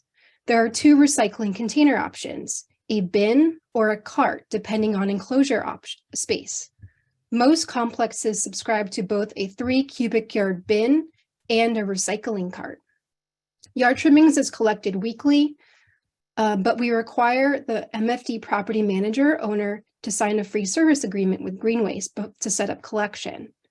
Most complexes subscribe to loose and street collection. Lastly, yard trimmings collection through the city is not mandatory. MFDs can opt out or self-haul. Next slide, please. Mixed waste processing of multifamily garbage began in 2008. This stemmed from working with our service provider to help them achieve a minimum recycling diversion target when it was looking like they weren't going to achieve that with single stream recycling alone. After this, we expanded to process garbage from other streams, including commercial, city facilities, public litter cans, zero waste events, and single family dwellings. Staff measures the MFD municipal solid waste residue rate twice per fiscal year, sampling different collection days and routes. Next slide, please. To summarize some successes and challenges, for successes, mixed waste processing is convenient and easy for our residents because there's no additional sorting for them to do at home. It also captures any misplaced recyclables, such as aluminum, paper, metals, and plastics that should have gone into the source separated recycling container, but can be recovered through mixed waste processing. It also captures any yard trimmings that were placed in the garbage as well. The loose in the street source separated yard trimming stream is extremely clean, and residents like the flexibility of setting out multiple 5-foot by 5-foot piles year round, which wouldn't normally fit inside one yard trimmings cart. The open piles also have been found to have less contamination than carts because it's difficult to hide, or it's easy to hide contamination in a cart. As for challenges, creating and sustaining behavior change through outreach is an ongoing challenge for all of us. We try to inform residents about what goes where through various avenues and seek new ways to communicate to residents. The second challenge would be our unique bin colors of green for garbage bins or dumpsters, and white recycling bins, which are not the norm. So it may lead to misplaced materials. However, we're working on bin labeling and recommending closure signs. MFD recycling contamination is high at about 58%. We've increased Recycle Right outreach this year by mailing a postcard to all MFD residents and are working on additional tactics in the coming months. We require MFDs to sign service agreements with Green Waste to set up yard trimmings and our Christmas tree collection and recycling. While this is free, it's an additional step. Next slide, please. A few items on the horizon for us include finalizing and updating MFD recycling carton bin label designs and installing them between now and next April in 2024. We're also creating and mailing an MFD postcard for all MFD property managers and owners about SB 1383's outreach to tenant requirement. We're finalizing a 9-page toolkit, which will include a what to recycle guide, a curbside set out guide, household hazardous waste program information, move out and move in tips, and hauler technical assistance information to right-size containers. Our outreach team is also conducting focus groups among MFD residents and property owners and managers to find out how the city can help them recycle right and provide other assistance. Next slide, please. And that concludes our presentation. Thank you. Thank you. Thanks so much, Donna and Alana. Great presentation. Thank you to all the presenters. It's been a great afternoon of lots of information. I'm going to go now to peer share with Jennifer Gilbert. But rest assured, any of the questions that we've received, either in the Q&A and the chat, will be addressed. I believe we're going to have a little bit of time after peer share to do more Q&A. But right now, or actually, did we want to do Q&A now and then go to peer share?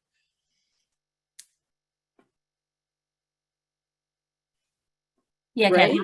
Yeah, Kathy, let's go ahead and there she is. give them an opportunity. Yeah, Kathy. Yeah, Kathy, let's go ahead and give them an opportunity to ask me. Okay, sounds good. Thanks. So the first question that I'm seeing is from Kendall Christensen regarding cost of containers and delivery. This seems like a pretty open question for all of the panelists. Kendall, you're unmuted if there's someone specifically that you wanted to ask that to.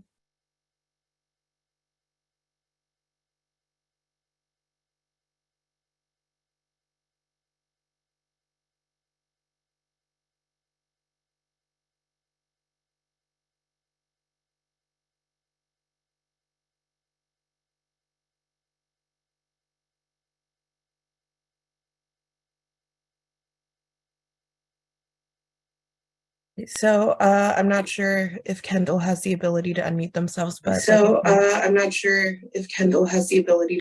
This is just for the estimated cost of containers and delivery. So if any of the panelists want to speak on that.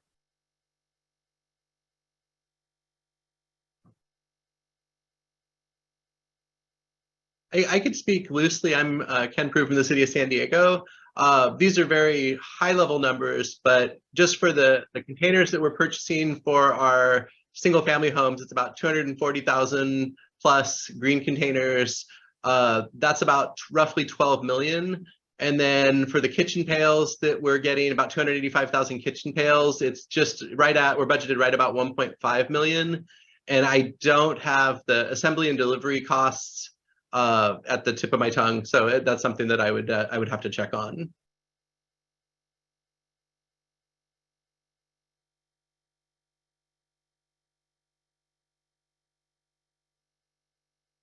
Were there any other panelists that wanted to speak to their cost associated with containers or even liners for their pails?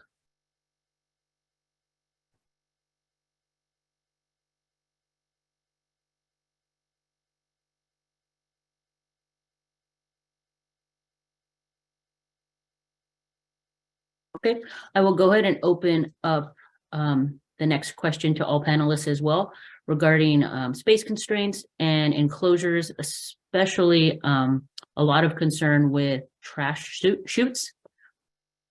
So I think it was originally addressed to Freddie in San Francisco, but again, any of the panelists that have found it a challenge and any innovative solutions to assessing, please go ahead and unmute yourself and join the conversation.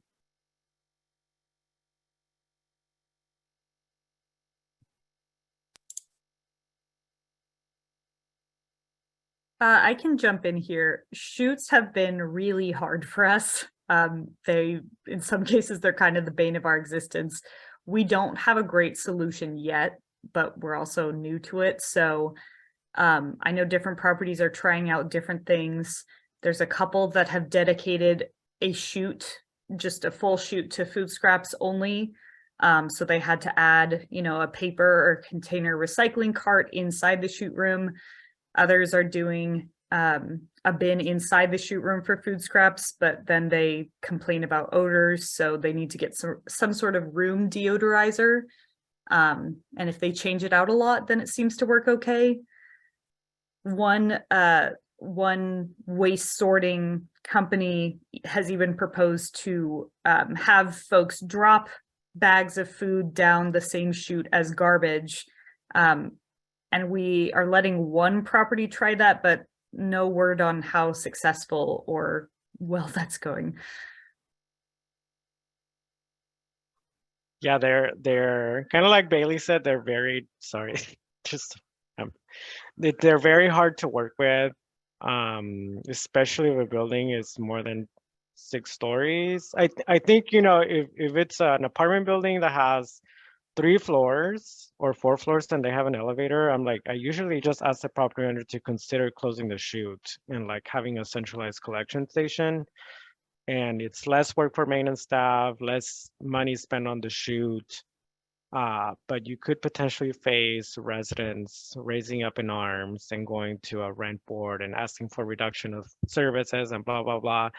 But yeah, if it's a high rise, then you could have, that someone posted in the chat, I think, of 23-gallon bins for collecting recycling. I think that's a great idea. Bailey, we've also tried throwing the compostable bags down the trash chute and having maintenance staff get it out of the trash containers. That's worked for us, but sometimes the bags, if it's a really tall building, the bags will break and it just splatters everywhere. But again, I think the bags are crucial, again, the compostable bags, to increase participation. Even if you pull the bags out of the containers or at your MRF, I think they're going to be key for your multifamily programs.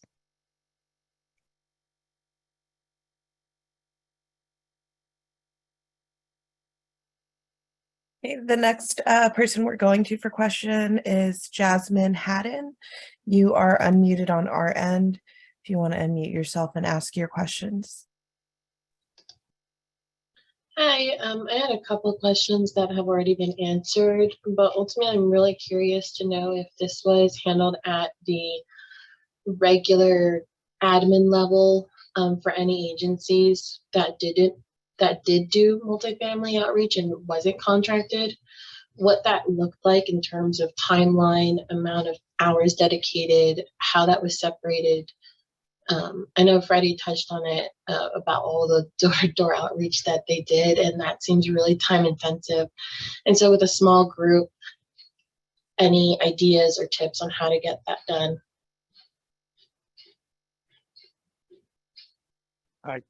I will, well, depending, Jasmine, I'm just curious, what's the size of your city or county?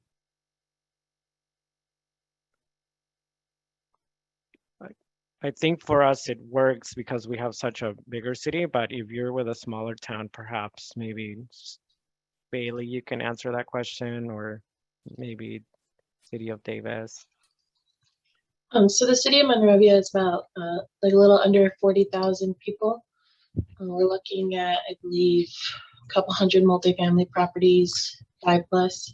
But even then, just getting a list of all of those properties and the amount of units is really hard because we don't provide any electricity or gas personally. So we don't have a tenant list either for direct mailers to tenants. So that's another big struggle we've been facing. Yeah, you might have to work with like your building department because that's who contains that information, or they should. I mean, you guys are different.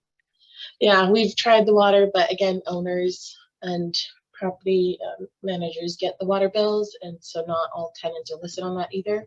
Some mailing houses weren't able to provide any full lists either. So door to door might be the only resource we have, but with 2 people, I just don't know how feasible that is. If you're able, so there's a pilot that we did for a specific building type. We just hired a consulting company. Of course, you need resources for that, but you can even apply for grants. And in order to hire a consultant to work with all your, your multifamily buildings, that could be a strategy too, to work with the sector if you don't have the resources. And hey, Jasmine, also, maybe some of our panelists could speak to Climate Corps Fellows, which are a no-cost resource, except for your time, which is tremendously helpful. So I don't know if any of our panelists can speak to that or have other resources or suggestions. What was it called? Go ahead, Ken, because you use Climate Corps Fellows. Yeah, sorry. It's California Climate Action Corps Fellows. And I know the city of San Diego, we've recently, is our first experience with fellows last fall, early in the fall. And basically, they are paid for through the organizing group. And our fellows, I believe they're working on average about 37 hours a week. So it's more flexible than, say, our student interns, which are limited to 20 hours during the school year or 40 hours during break. But the fellows mostly perform work for us, and we pre-identified it in our application. And then they also do some other things for the overall, they have certain things under their California Climate Action Corps with certain things separate from their work for us. But our fellows, we started with 2, and we received an approval for a 3rd one, and we're actually looking for some summer fellows, but we have them helping us with elements of our outreach, with our curbside rollout, and our interaction with customers. We have them helping us with some of the site inspections for edible food generators. We have them doing research. It's a lot of the, these unique projects that 1383 is throwing at us, but they've been just, excellent. And so we're very, very pleased with our experiences so far.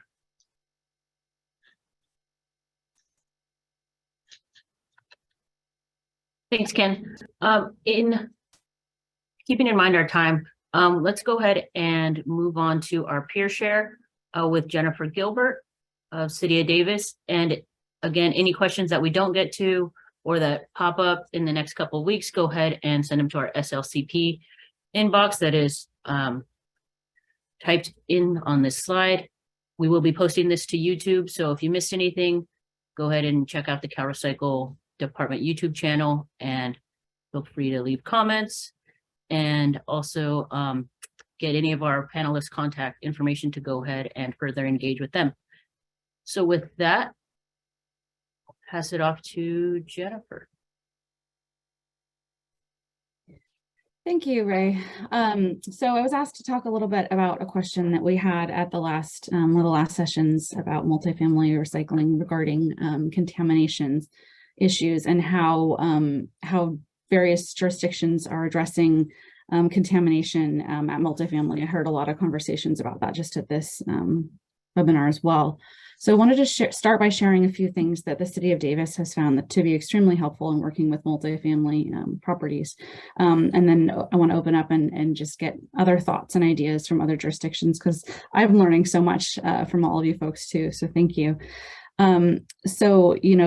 One of the things that Davis has tried over the years, because multifamily recycling and organics is mandatory, has been mandatory for Davis for years. There's a few things that we've done to kind of make contamination not a big issue, because we only have 5 to 7% contamination rate for recycling citywide. Granted, that's citywide. but that's still really low. And citywide, our organics is anywhere from 5 to 10% contamination. That includes multifamily. So we're not seeing tons of contamination happening. So the different colored bins is a huge deal. I know I've heard several folks talking about how confusing it is when you have different color bins and people don't know what goes in them. And right now we're sort of in a transition mode where some of our bins are green, some of them are blue, some of them are brown lidded, some of them are green lidded, as we're transitioning to this, SB 1383 compliant colors. But proper labeling is essential. So we require that all waste enclosures have organics and recycling carts co-located. So wherever you would go, if you live in a multifamily property and you're going to take out your trash, you're going to have at the same place where you have your trash, you're going to have your recycling and your organics bins right there to make it easy. We require them to be all the bins to be labeled so that customers can see what goes in the bins. We have a really high turnover rate here in Davis. Apartment properties typically have about 50% turnover every year. Actually, it's during pretty much 2 months. In June and in August is when most people leave and move due to our location that's right next to the university.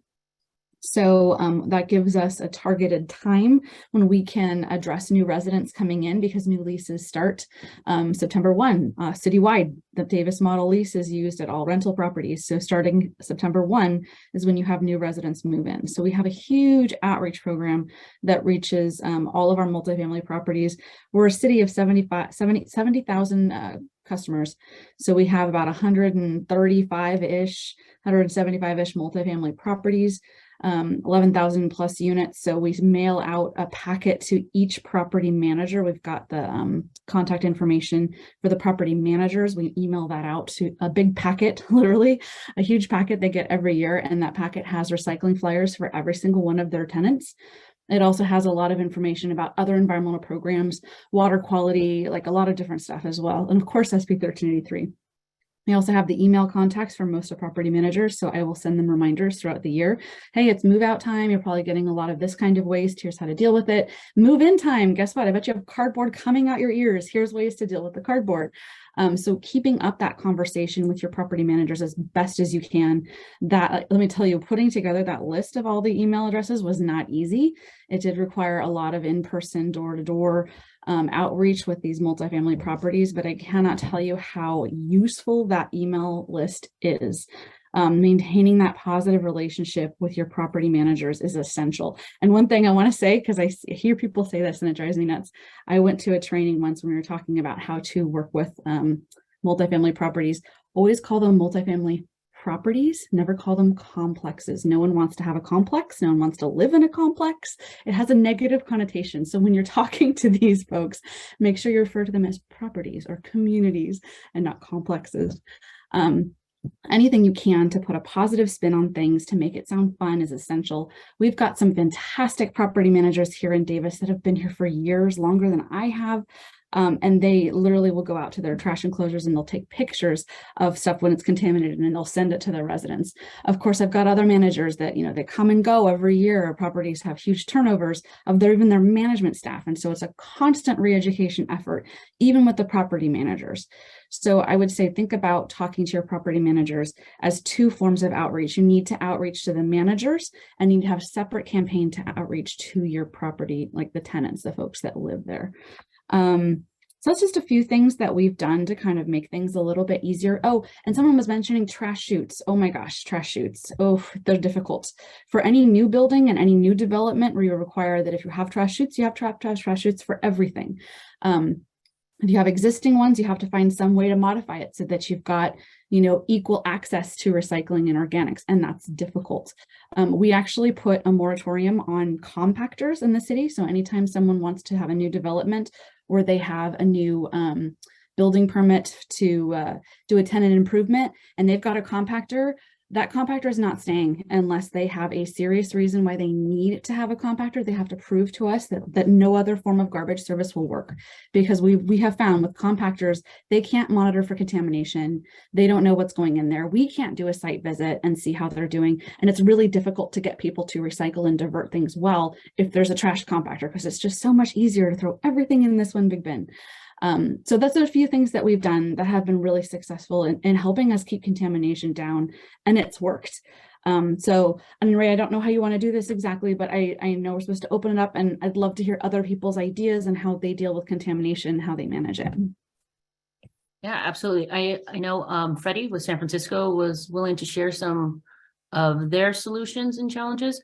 So I'll open it up to Freddie while we go ahead and check on our end, our SLCP inbox, and see if anybody else has. I'll do it in a minute. How about that? Okay, so yes, Jennifer, you've provided a lot of fantastic strategies that everyone does. I go to our rent board meetings, sorry, not rent board, the apartment association. Oh my gosh, you need to build a relationship with the apartment association because they're going to be key. So even showing up and presenting, tabling at those is a great way for property managers to know you. So again, Jennifer hit it right, empowering property managers to be the leaders within their buildings and to care about their buildings and the residents is key. We do have the ability to add contamination charges. So if you're able to do that through your rates or through an ordinance, explore that. Financial disincentive, and it really gets property managers to look into solutions to addressing contamination. And for large refuse generators, we audit anyone that makes 40 cubic yards of weekly refuse or more. We audit them once every 3 years. And if they fail an audit in any of the refuse streams, then they have to hire a zero waste facilitator. So this ordinance has worked well for large refuse generators, which is like all our high-rise apartment buildings. So roughly like 100 apartment buildings and whatnot. So that's kind of been our strategy and it's working.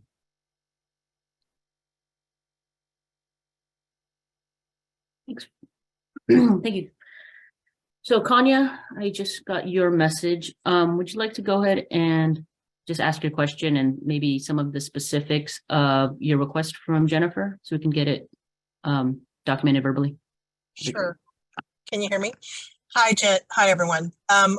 I found in our city that the compactors are a really big issue and one that I've still yet to tackle and is on my list to do next. And so, you know, hearing Jennifer talk about having a moratorium, I would love to know some more information if anyone else is doing anything like that. How are you addressing those businesses with compactors? You know, they say one thing, but I can't go in there and look. And so it makes it very difficult to inspect.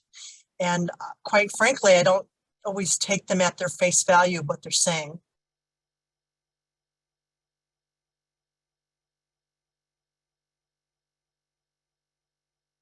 Yeah, we included it with our municipal code updates that we did for 1383. We just included a thing that you know, compactors are only allowed upon special request. And what we've done is we've worked with our waste hauler when they empty the compactor, and our waste hauler is fantastic. Will send us pictures as the compactor is being emptied to the landfill face. So then there's our evidence. It's like, well, you said that you're sorting your waste and yet your compactor is 50% organics. So that's how we can get that data. And that's kind of, it's not easy. It's not, we have to wait until it's emptied and then we have to wait for the driver to have time to take pictures. So it's not as simple as us being able to just go and lift the lid on a garbage bin, which is why that we prefer not to have compactors. But we can inspect compactors that way, or just make it a time when we go out when the compactor is being emptied at the landfill face and get approvals to be out there and dig through that lovely stuff that's been compacted, and it's a little bit more difficult to recognize. But that is something that we do, but it is in our municipal code. So part of our redevelopment process, when our staff is looking at new building developments and, you know, checking for all different sorts of environmental issues, mostly related, honestly, with pretreatment and looking at grease traps and stuff like that for residents, but they also take a look at waste enclosure. So anytime there's a new development or a redevelopment and a tenant improvement, if they're touching enough stuff, they're required to upgrade their waste enclosures completely, make them 1383 compliant, make them stormwater compliant, and we make sure that they have enough bins. We require 75% diversion capacity for recycling and organics, so that their garbage service level, their waste enclosure is sized to have 75% diversion equivalent. So existing compactors, they're still allowed then? Until they pull a permit. They're allowed to stay until they pull a permit. Once they pull a permit. Until they do a TI or new development of some sort. Gotcha. Yes. Thank you. You're welcome. All right. Thank you, everybody, for participating today. I think that's a good place for us to go ahead and adjourn. Again, thank you to all the panelists. Thank you to all the attendees. A quick reminder that our next SB 1383 chat will focus on local education agencies. That will occur on April 19th at 1 p.m. If you have any recommendations or suggestions, please go ahead and also submit them to the slcp.organics@calrecycle.ca.gov with the subject line SB 1383 chats with CalRecycle. And we'll go ahead and follow up, get you the information you need, and hopefully be able to incorporate some of that into our upcoming chats. All right, with that, I hope everybody enjoys the rest of their day and a great weekend. Bye. Great weekend.